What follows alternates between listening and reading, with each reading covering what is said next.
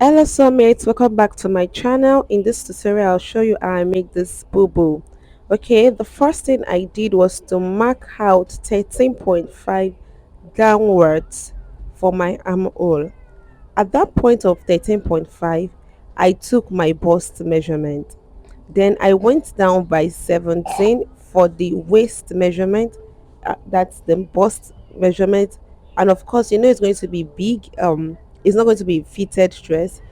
So I already added extra allowances into the waist circumference, the hip circumference, and the bust circumference. So I came down by 23 and added my hip measurement.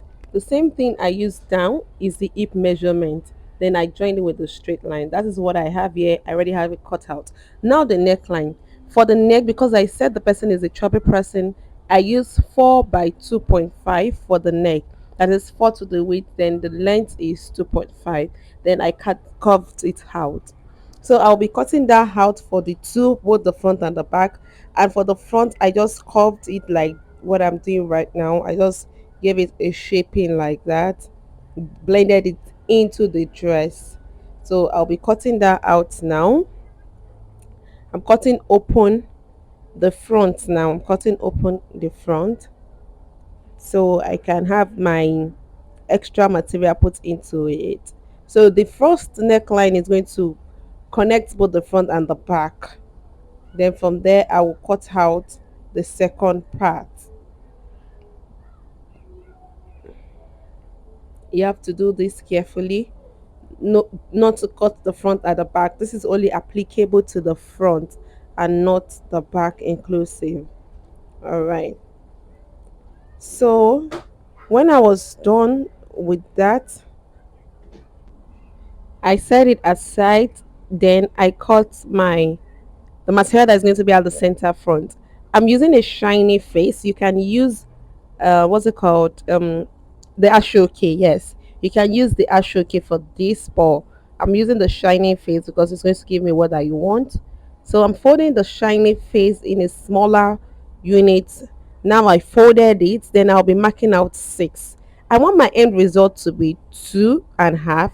So by the time I fold it over, I will have 3, and with my joining allowance I will have 2.5, which is exactly what I want. So I marked 6 inches on both sides, connect it with a straight ruler, then cut it out. I cut 3 pieces of this so it can be long enough to go through my gown.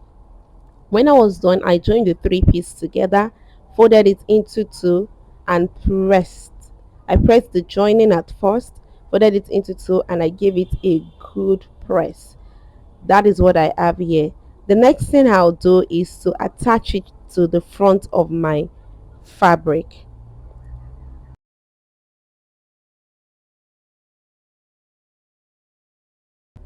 Now I'm sewing that on my sewing machine, joining it with 1/2 inch.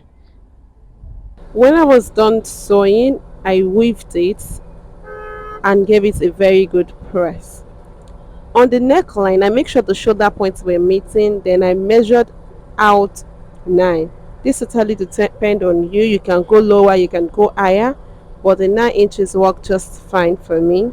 I placed the fabric on top of each other like you're seeing in the video now.